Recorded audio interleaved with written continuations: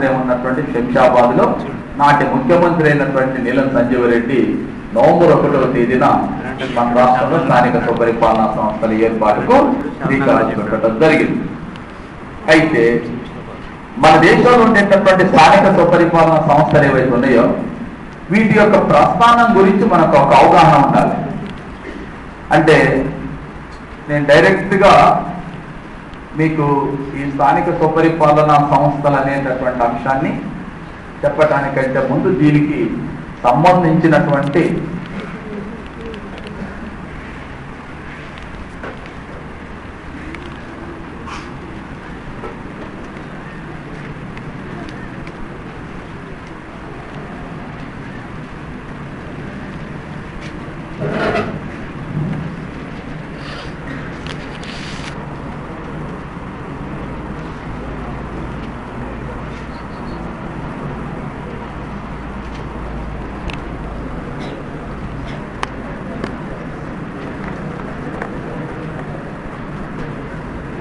పంచాయత్ అనేటటువంటి 5 సభ్యులతో కూడుకున్నటువంటి ఒక కౌన్సిల్, ఒక మండలి ఆ రోజుల్లో గ్రామీణ ప్రాంతాలలో పట్ల ప్రజల యొక్క ఆలనా పాలన చూడటంలో కీలక పాత్ర పోషించింది.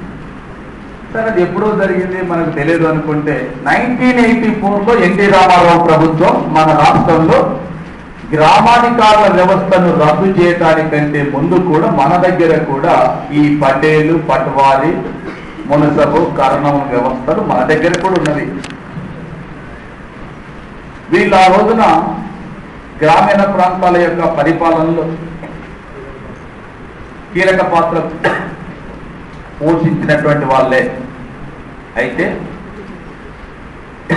ఈ 5 సభ్యులకు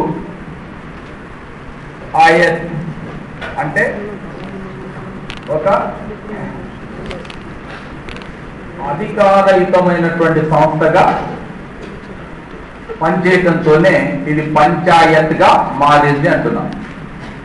ఈ పంచాయతీలు అంటే గ్రామీణ ప్రాంతాల్లో కూడా పంచాయతీలు పరిపాలన చేయడంలో కూడా కీలక పాత్ర పోషించినవి అంటున్నాం. వాస్తవానికి మన దేశానికి ఒక ప్రత్యేకత ఉంది.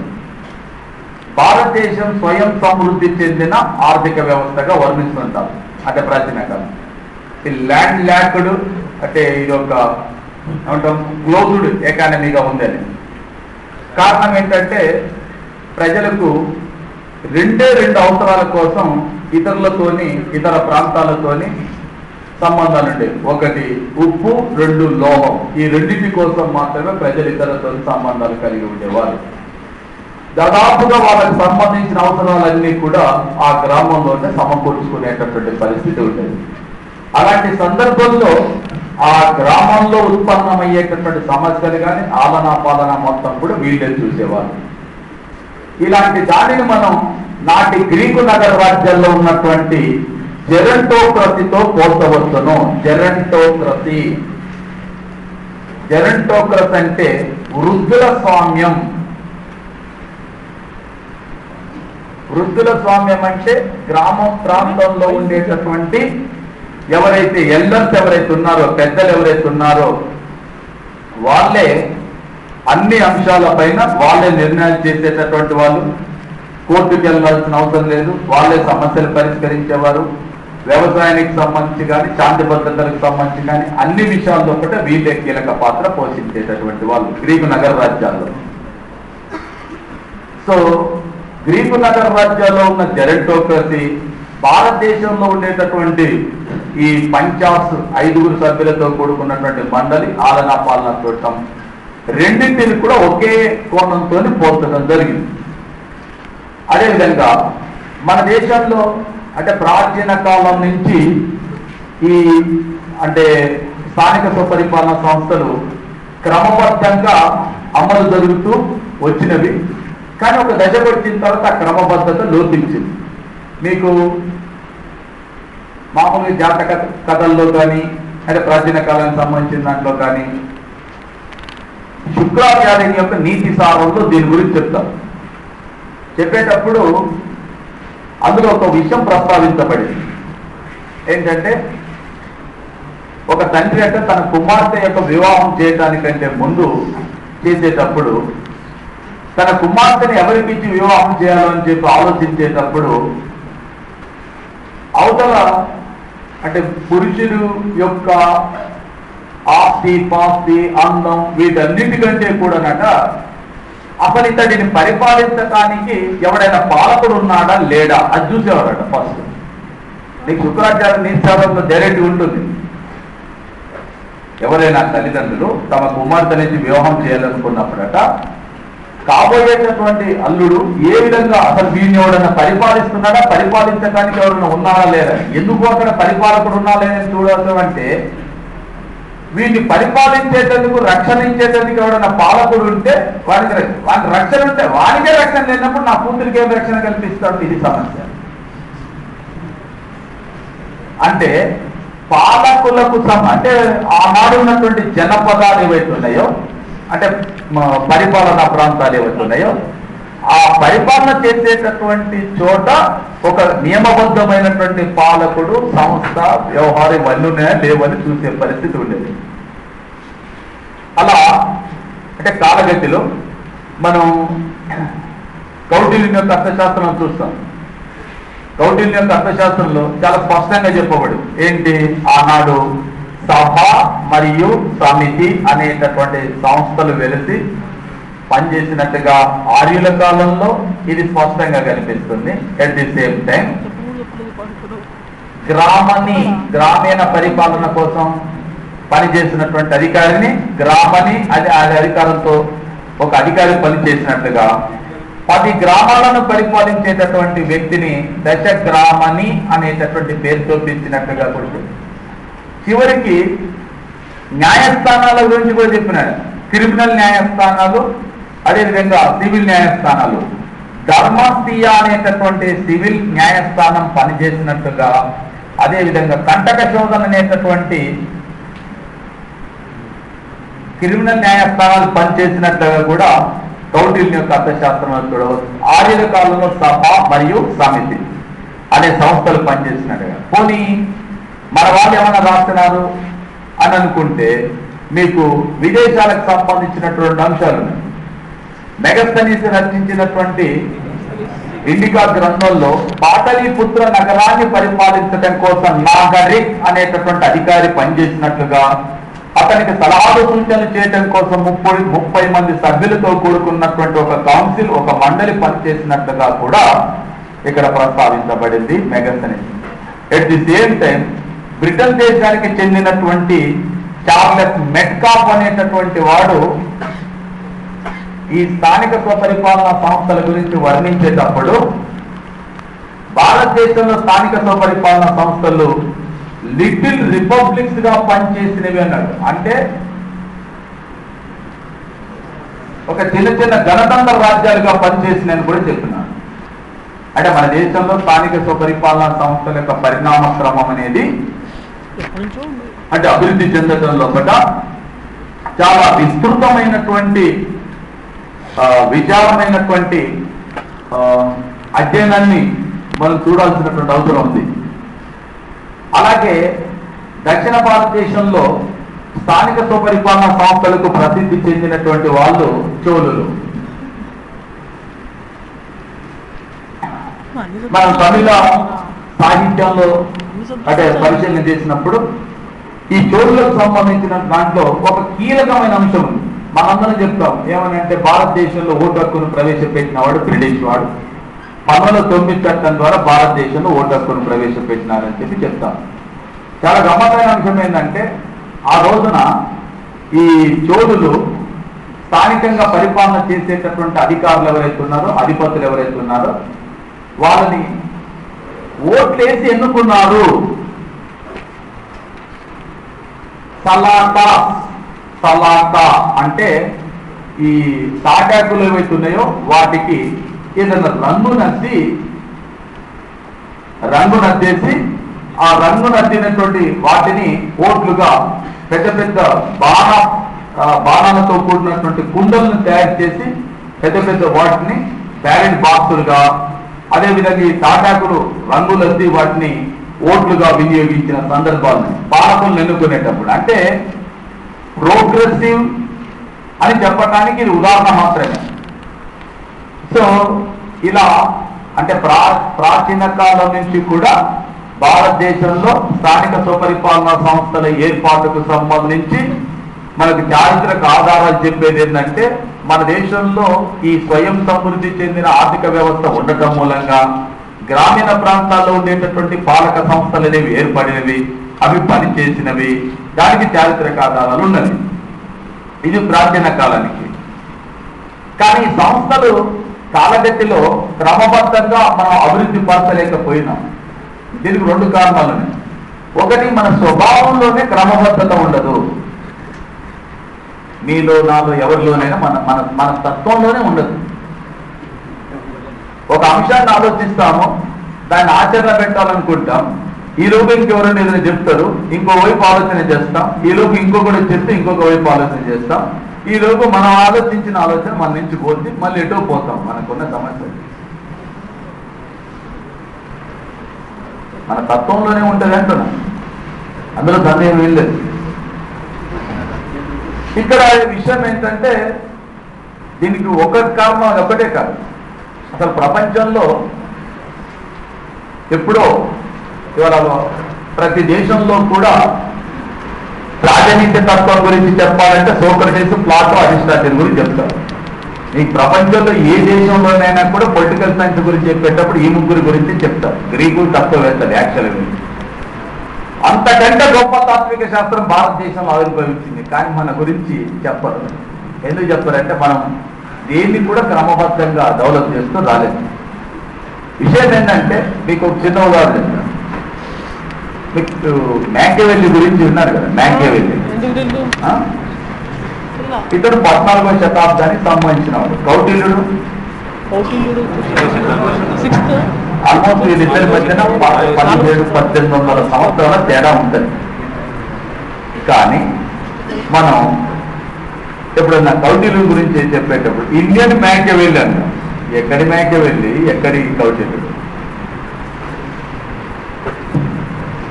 కౌటిల్యుని యొక్క అర్థశాస్త్రంలో పేర్కొన్నటువంటి అంశాలు ప్రపంచంలో ఉండేటటువంటి రాజనీతి తత్వశాస్త్రంలో ఉండేటటువంటి అందరూ చెప్పిన వాటికంటే గొప్ప అంశాలు ఉన్నాయి.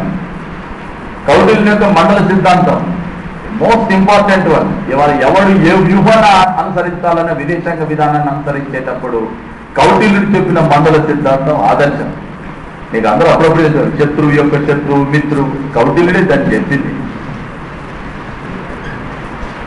అంటే క్రమబద్ధత అనేటటువంటి లేదు. దానివల్ల మనం మన తాత్విక తత్వశాస్త్రాన్ని కానీ, సంస్థలను కానీ, వ్యవస్థలను కానీ క్రమబద్ధంగా అమలు పరచుకోలేకుండా పోయినాం. ఇది ఒక కారణం. రెండో కారణం కూడా చారిత్రక కారణాలు కూడా మనకు సమస్య. ఎందుకంటే భారతదేశాన్ని ఆల్మోస్ట్ ఓ 1000 సంవత్సరాలు, అంటే 1000 సంవత్సరాలు కాకపోయినా ఒక 700 సంవత్సరాలు ఈ ముస్లిం పీరియడ్ కాలం వచ్చిన తర్వాత వాళ్ళు ఇక్కడ స్థానిక స్వపరిపాలనా సంస్థను అమలు పరచడం కోసం, అభివృద్ధి పరచడం కోసం ఇప్పుడు ప్రయత్నం చేయలేదు. ఈ కొత్త అనేటటువంటి అధికారులు నియమించడం, వాళ్ళు పన్నులు వసూలు చేయడానికి శాంతిబద్ధతకు ఇచ్చిన ప్రాధాన్యత స్థానిక స్వపరిపాలనా సంస్థల అభివృద్ధి గురించి వాళ్ళు ప్రయత్నం చేయలేదు. మళ్ళీ తిరిగి ప్రయత్నం ఎవరి ద్వారా జరిగిందంటే బ్రిటిష్ వారి ద్వారా జరిగింది. ఎందుకు బ్రిటిష్ వారి ద్వారా జరిగిందంటే, బ్రిటిష్ వాళ్ళకు మన మీద ప్రేమాభిమానాలు పొంగి పొరలు చేయలేదు. అది వాళ్ళ అవసరాల కోసం చేసినారు. మీరు అందరూ లాస్ట్ టైం 2008 క్వశ్చన్, భారతదేశంలో మొదటి మున్సిపల్ కౌన్సిల్ ఎక్కడ ఏర్పాటైందని, ఎక్కడ ఏర్పాటైంది? మద్రాసులో ఏర్పాటు 1687. ఇది క్వశ్చన్. ఎందుకు ఏర్పాటు చేసినాడండి? ఈ మద్రాసులో వర్తక వ్యాపార వాణిజ్యం బాగా అభివృద్ధి చెందడం, అంటే ఈ యొక్క పడవలు రావడం, వస్తువులు తీసుకోవడం ఇవన్నీ జరిగేటప్పుడు మీరు ఎప్పుడైనా సరే పట్టణాలు నగరాలు ఎప్పుడు అభివృద్ధి చెందుతాయి? పారిశ్రామికంగానో తర్వాత వ్యాపార వాణిజ్యంతో ఉంటాయి. ఇక జనం అంతా అక్కడికి చేరుకున్నారు. ఎవడు ఇష్టం వచ్చినట్టు వాడు ఇల్లు వేసుకున్నాడు. హైదరాబాద్లో మీరు చూస్తారు, చిన్న వర్షం వస్తే ఒక పెద్ద ఏదో జరిగినట్టుగా ఉంటుంది. ఎందుకంటే చిన్న వర్షం వస్తాయి, పెద్ద వర్షాలు. కారణం ఏంటిది? 3 లక్షల మంది జనాభా కోసం నిర్మించిన ఈ నగరంలో ఇవాళ 78 లక్షల జనాభా చేరుకున్న తర్వాత అంతే ఉంటుంది ఎవరు చేస్తుంది.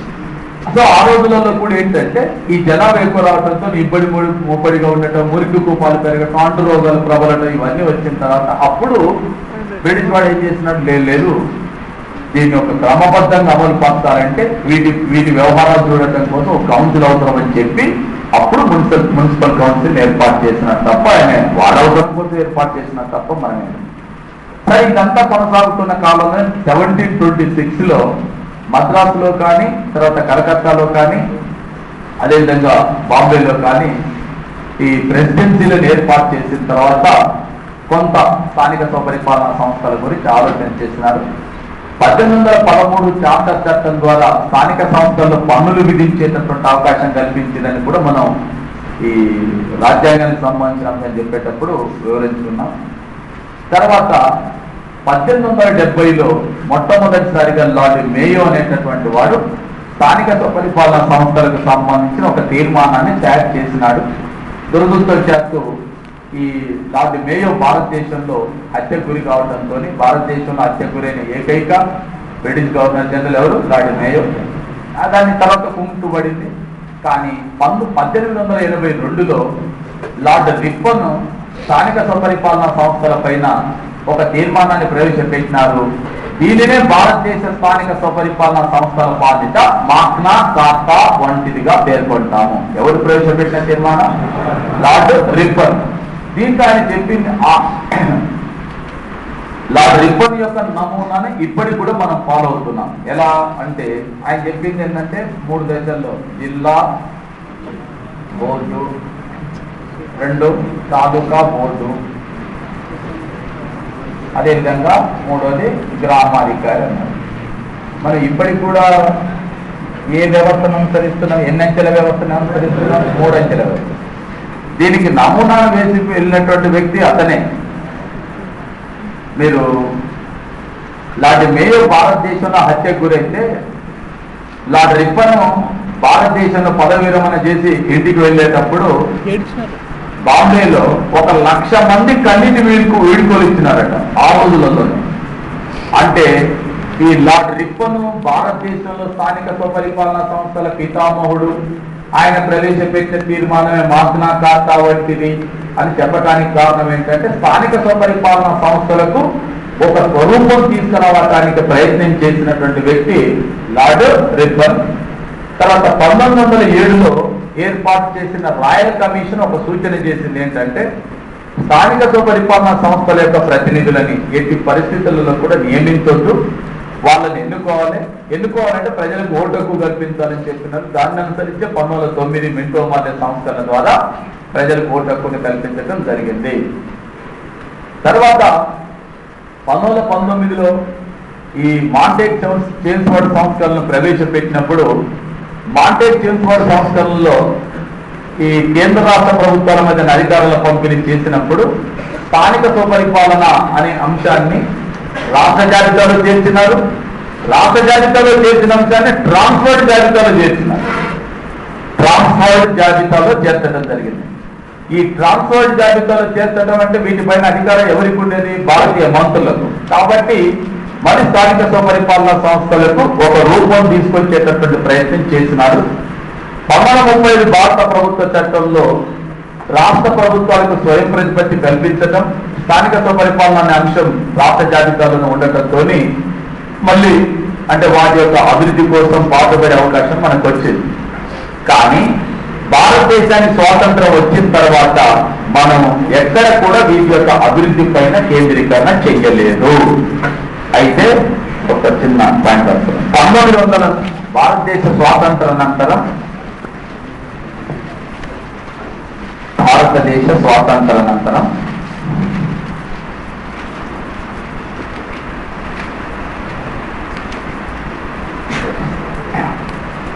1948లో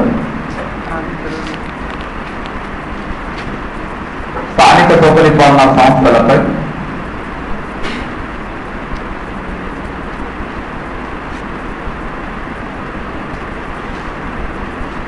ఒక ప్రత్యేక తీర్మానాన్ని ఆమోదించిన మొదటి రాష్ట్రం ఉత్తరప్రదేశ్.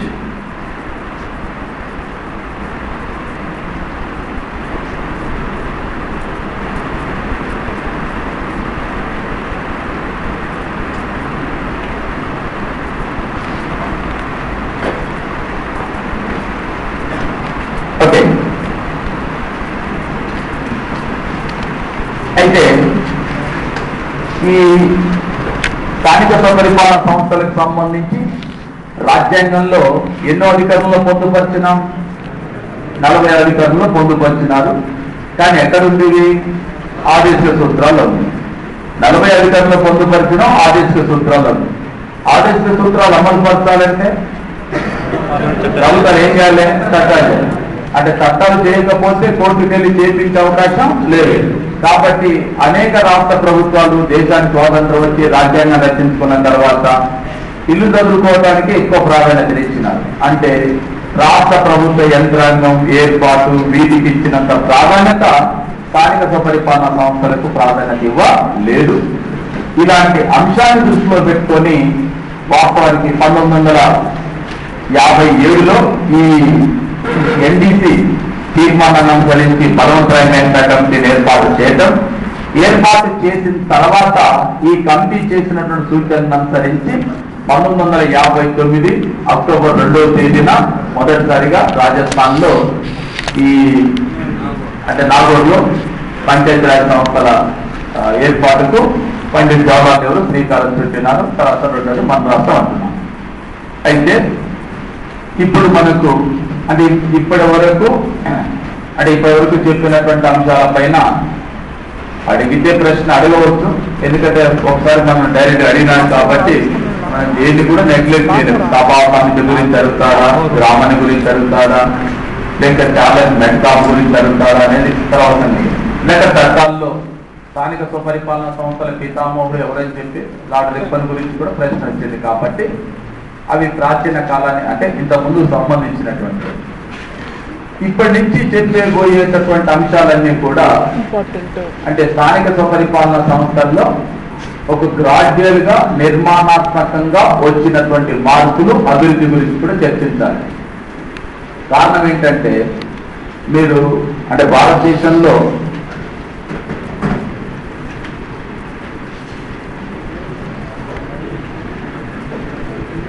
మనం 1959లో ఏర్పాటు చేసినాం. ఇది మొదటి దశ.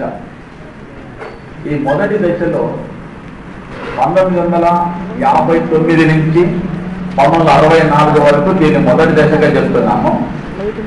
రెండవ దశ అంటే 1964 నుంచి 1969 వరకు కాగా, మూడవ దశ అంటే 1969 నుంచి 1978 వరకు కాగా, నాలుగవ దశ అంటే 1978 నుండి 1992 వరకు కాగా, 1992 తర్వాత తదనంతర దశగా పేర్కొంటున్నాం. ఎందుకనంటే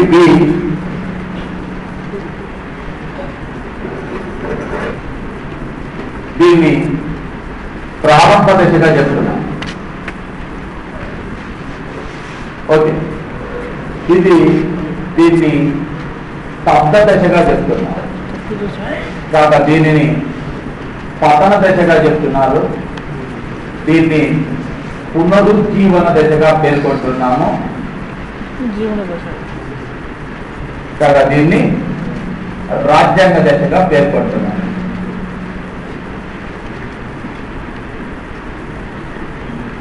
ప్రారంభంలో ఈ స్థానిక స్వపరిపాలన సంస్థలు మనకు ఆదేశం ఎక్కువ కాబట్టి జనరల్ గా ఇవి చాలా భారీ ఎత్తున వీటిని ఏర్పాటు చేయాలని చెప్పి అన్ని అంటే స్థానిక స్వపరిపాలన సంస్థలు అలా ఇలా అని చెప్పి ఏర్పాటు చేసినాం. 59 నుంచి 64 దాకా ఎస్టాబ్లిష్మెంట్ చేసినాం. 64లో మొదటిసారిగా ఎన్నికలు నిర్వహించినాం. మన రాష్ట్రంలో కూడా స్థానిక స్వపరిపాలన సంస్థలకు ఫస్ట్ ఎన్నికలు 64లోనే నిర్వహించింది. 64లో ఎన్నికలు నిర్వహించినాము, బాగానే ఉంది. కానీ శబ్ద దశ అన్నాం. ఎందుకంటే ఇది సమర్థవంతంగా పనిచేయలేదు. కాబట్టి కొంతకాలం చూసిన తర్వాత ఆటోమేటిక్గా జరిగేది ఏంది? పతనమే. పతనం అయ్యేటటువంటి దశ తర్వాత 1900